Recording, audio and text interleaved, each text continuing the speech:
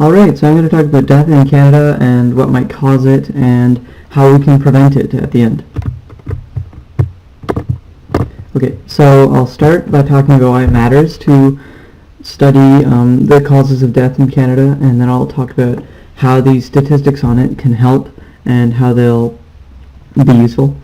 Then I'll talk about what all the causes of death are and which ones kill the most people each year. And then I'll look at correlations between certain factors and those causes so that it can be determined what is actually causing people to die, so that conclusions can be drawn on what factors might need to be decreased or increased for people to live longer. And lastly, I'll analyze the data as in just figure out what I just said, and then I'll draw conclusions as in I will give advice on how to live longer based on the data. And then the statistical facts will include just how probabilistic it is that someone will live past a certain age using Z-scores and the normal distribution approximation. Okay, so why does it matter? Well, there's lots of reasons that we want people to live longer. For one, death is not a good thing. But another reason is that it would be very beneficial to our economy, because Canada has vast, expansive resources that can be exploited to raise GDP. For example, we have lots of places like all the forests and the natural resources that we can use for products, pulp and paper and energy, etc. And they can also be used for other things. But the point is, we have a very small population. In fact, we have the 230th out of 241th largest population density. So we have a very, very small population density, meaning that we have a lot of land, but we don't have a lot of people inhabiting it. And if we had more people inhabiting it, then we could exploit all of our resources and do more with what we have, or at least we can take advantage of what we aren't right now and export more goods and services in order to raise our GDP. Actually, one thing, if I can just get out of this, is that there has been a labor shortage in Canada, especially in the jobs such as in the tech industry that are very that are growing fast, and Canada needs more people working in these industries in order to raise our GDP, essentially. But we don't have a lot, and in the federal budget there's actually an expense just to being invested on people and students to be in the STEM fields, so that we can have more people in these growing industries and expand on what we can produce. Another issue is that Canada's debt to GDP ratio is very, very high, which is not good, because this means that 91% of our output, the GDP, is what would be needed to pay off all of our national debt. And that's not good, because this means foreign investors are going to say, well, they're producing this much and they need to use almost all of it just to pay their debt off, so they're not a reliable investment, and then they won't invest in us, and then our economy shrivels up, and then we could go into a recession or a depression, perhaps. And with a small population, that's even worse. But if we had a larger population, we'd increase our GDP, and this would become smaller, meaning it would be easier to pay off our debts, and we would have more foreign investors investing in our economy. Okay, so how can the statistics help? Well, by analyzing what portion of the Canadian population is killed by varying causes, the primary causes can be singled out. So essentially, there's so many ways for someone to die. If we look at just the ways that are killing the most people, we can know exactly what we need to focus on finding correlations with, and knowing, and then we'll know what we need to decrease in order to decrease these kinds of deaths, the primary causes, rather than the secondary causes. And also the data is a direct measurement. So instead of someone saying, eat healthy and exercise, maybe the data, which cannot lie, will give us an even better truth about what is really going on and what we can do to live longer. Okay, this is going to be in the part 1 because the screencaster is running out of time. Okay, so next we'll talk about the causes of death. So there are actually 20 causes that are broadly defined in CANSIM, which is the Canadian socioeconomic database, and that's where I got all of my data. And well, yeah, that's where I got all my data for the correlations. So these are the bins that it defined for causes of death. So these, you don't need to memorize them or anything, but just get an idea. It does get into some very specific causes of death, like ear and mastoid process diseases, or conditions of the perinatal period, things like that. So it's very so this is good, because that means we'll be able to become more specific with the causes of death and hone in on what we need to do better. Okay, so now for the actual graphs. So these are the number of Canadian deaths according to age. They're arranged in a histogram. It's kind of labeled in a weird way, because this is how the data was presented in CanSim, but essentially the bins are, this would be 55 here, and this would be 60, for example, even though it would say 259. It's just because it's discrete data, so 59 is the last discrete number, the whole number before 60. That's the way this works. So as you can see, there's a lot more people, let's say, over the age of 60. So this means that if we want to reduce the number of deaths in Canada, we really need to look at the people living between the age of 60, well, really greater than 60. So the average age of death is actually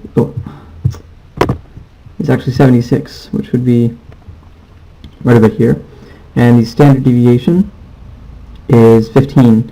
So even the 68, 95, 99.75 rule, it is clear that 68% of the people, or of all people, would die between 61 and 91. So it makes sense to look at this age group greater than 60 right here, because that's where most of the people, that's when most of the people die. And so if you can lower this number, then people will live longer.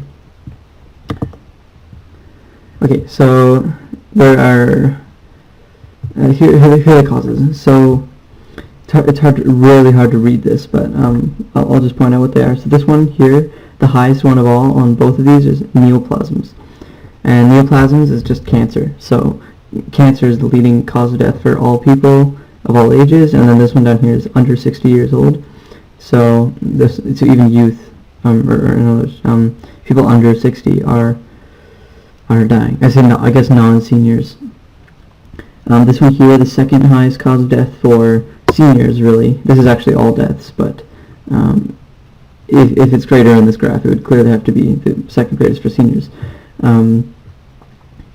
is circulatory diseases. So basically, we'll get into later which kind of circulatory diseases are killing people, but it's obvious that this is killing a lot of old people and not so much young people. Then we look at external causes, killing a lot more young people than old people, and external causes is just traffic accidents, accidental injury, and like self-harm, things like that, anything that doesn't really fit into these disease categories.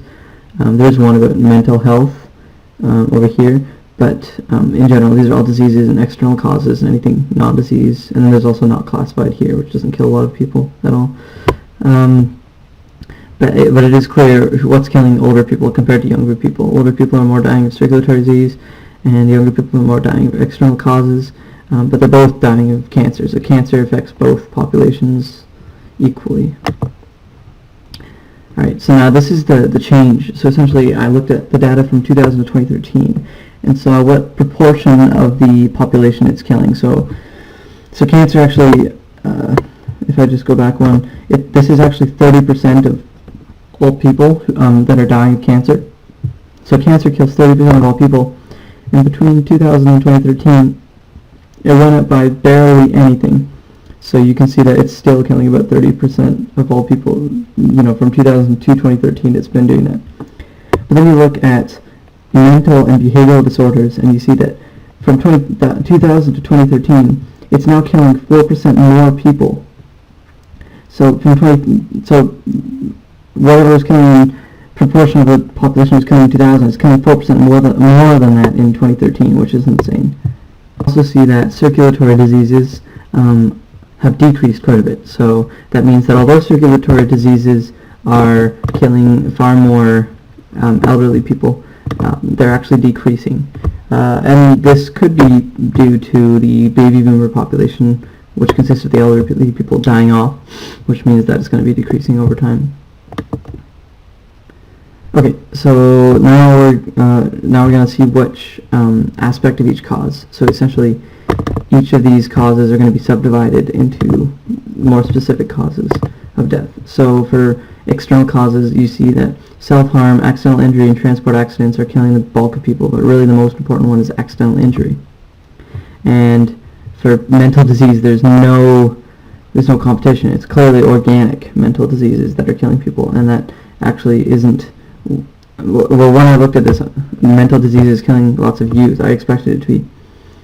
Or sorry, not lots of youth. Mental disease killing more and more people each year. I expected it to be suicide or depression, but no, it's actually delirium, dementia, Alzheimer's, those kind of diseases. So that means this is probably increasing because the baby boomer population is aging, and more of the baby boomers are developing these diseases, and therefore there's a rapid increase of 4% in 13 years. So, okay, next we have cancer. Clearly, respiratory cancer and digestive cancer is by far the most. And after doing some research, these two are actually caused by smoking. So there's a good chance that this is due to smoking, but we'll look at that later. And then circulatory diseases, it's actually almost all ischemic heart diseases. And ischemic heart disease is essentially just coronary artery disease from a quick Google search.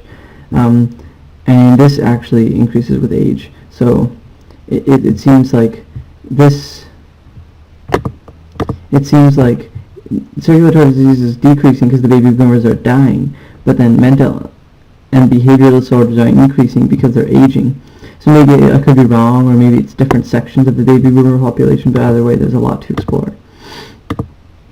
So then correlations. Okay, so the first correlation. So I'm going through each of the four main causes of death I've discussed so far. So first we'll look at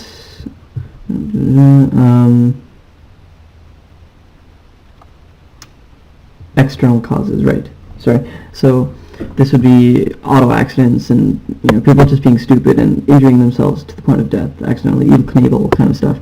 So 0.88 is the correlation coefficient. It's clearly a very strong correlation upwards. So and judging the residual graph, you don't really see much patterns. There's one extra point down here, but it's but these points are on average a little closer, so it evens out, and they're generally evenly distributed on either side. So that means that this is a good blind best fit, and because the correlation is 0.88, it means that it's very strong correlation that the volume of alcohol sold, as it increases, the number of external causes of death increase. And this makes sense because as more people are drinking alcohol, they're making stupider decisions, which causes them to die from those stupid decisions. And of course, drinking and driving, isn't a problem that hasn't gone away completely yet. And the external causes includes auto deaths. And because self-harm is also one of the large causes of large external causes, it makes sense because alcohol can make people depressed. So that it could lead to that as well, and that's why there's such a strong correlation here. The reason I had to do alcohol sales rather than alcohol consumed is because there's no data on alcohol consumed. I had to do the same thing with tobacco sales as well. Okay, so cancer. So now we'll look at cancer correlations. So like I said, tobacco and alcohol, or tobacco really, are the two causes that I looked at. And now what's interesting is that tobacco has a very strong correlation, but it's a negative correlation. It's represented by this graph here. So you can see as tobacco sales increase, deaths due to cancer, which is in large part due to respiratory cancer, actually decreases. So that's unusual, and it does raise some questions. But what I think is that as people use cigarettes and consume tobacco, they won't die immediately. It'll take decades for them to actually get respiratory cancer from this. And that means that smoking and tobacco sales are decreasing over time, just because of the social taboo that they've become. The people who smoked them decades ago are now dying more and more. So that means that as they're decreasing, or as tobacco sales are decreasing, people are dying more and more. But that's just because it's a common cause. Over time, more people are dying of cancer due to the smoking they did decades ago, and tobacco sales are decreasing due to the social taboo that they are, and the fact that everyone knows they can cause respiratory cancer. And it would be unusual because doctors have proven that tobacco causes respiratory cancer. So that's a more likely explanation than if they simply decrease cancer, because that's just absurd. Okay, so alcohol has an even stronger correlation, and it's upwards. And maybe this could be common cause correlation, because the idea is maybe alcohol is increasing in sales because there are just more people being born, the population is growing, and so there's more people who want to buy alcohol, and the businesses are growing, the alcohol industry is growing, just like all industries, and so, or most industries. So that's increasing due to time. And then you have neoplasm deaths, cancer deaths, increasing due to time, simply because there's also a greater population, more people dying of cancer because there's a greater population. So because the population is growing, this would be growing, and this would be growing due to population growth, but not actually due to each other. So it could be that. But it is also possible that alcohol just causes cancer very, very quickly too, because it's in the same year. It's not like tobacco where it happens decades later. If alcohol really does cause cancer, it'd be immediately. So that's a little unusual. Something to look into. Okay, next, so we're going to talk about mental health deaths, and as we already noted earlier, they affect people above the age of 60 more, because they're actually caused by dementia and Alzheimer's and diseases like that. So I correlated it first with death, or debt, liabilities in other words. So yeah, 0.79, it's a pretty strong correlation, which means that having more debt might actually lead to dementia and Alzheimer's. It's a little bit of a weird idea, but what I think is that, assuming this isn't another common cause correlation, debt leads to stress, and stress messes with cortisol and the endocrine hormones that are in your body, and that could cause biochemical changes that lead to Alzheimer's. Although again, Alzheimer's is something that affects you decades after your life, so it wouldn't make sense that it would happen in the same year. So I'm going to say that this is probably more likely a common cause relationship, although who knows. It's something to look into, I mean. Alright, so then we have alcohol, strong correlation. It's shown a strong correlation with all the causes of death so far, and 0.88 is quite strong. And so, of course, mental health and alcohol are strongly correlated. And now this one really makes a lot of sense, because drinking more alcohol would definitely toy with your brain, and it would likely lead to dementia and Alzheimer's as well. So you see a strong correlation with that and alcohol, and they could be common cause correlations, although they do make sense, so they may also not be. Okay, so now we're going to talk about circulatory disease. Now, because it's shrinking over time, I didn't look into any specific factors correlating with it, although I did research factors, and smoking and age are definitely causes of coronary artery disease, which is the main circulatory disease, as we saw earlier. But as you look here, in 2013, the probability of dying due to circulatory disease always increased with age. There's no point where a 60-year-old was more likely to die than a 70-year-old or anything like that. It's always increasing with age, which means that age is a good indicator of how coronary artery disease is going to affect the population. And we can see from age being a cause that it's likely that as the baby boomers are dying off, circulatory disease is rapidly increasing, because maybe the primary cause of coronary artery disease is simply just age. Okay, So the analysis of all this, we're going to look at what we've seen in the data so far. So alcohol strongly correlates with all three of the causes we looked at besides circulatory disease, although I wouldn't be surprised if it also correlates with circulatory disease. Therefore, avoiding alcohol would greatly reduce someone's chance of dying, or at least of these causes, but because these are the greatest causes, it would reduce their chance of dying in general. Deaths due to coronary artery disease are decreasing each year, which can be due to a variety of causes. One reason could be that smoking is decreasing in Canada because smoking is taboo now, and smoking causes coronary artery disease. Another reason is the baby boomers argument that I stated earlier. And since death correlates with dying of mental disease, which usually means dementia, Alzheimer's, etc., it's possible that stress can cause these circulatory diseases as well. So my conclusion is 3 easy tips to live longer. Never drink alcohol. I think that's clear by now. Never smoke, because we have found it correlates with cancer. And never have debt, because if you keep more than enough money in your savings account, you'll be less stressed. And we've seen it, that it correlates with mental disease as well. Alright, and of course these tips are backed up by statistics, so they're more reliable. Okay, so statistical facts. So, because we know the mean death, like the average average age of death, which is about 76 point so, and the standard deviation is 15, and we saw this way back here, 76 or so and 15. We can find the Z-score of any age, and then find the likelihood of someone dying at an age greater than it. So that's exactly what I did. I wrote a short program in C that took in the age, and then it would spit out the probability of dying at an age greater than that age using Z-scores. So in this case, you're still very likely to live past 70. In fact, you're going to live likely to 76.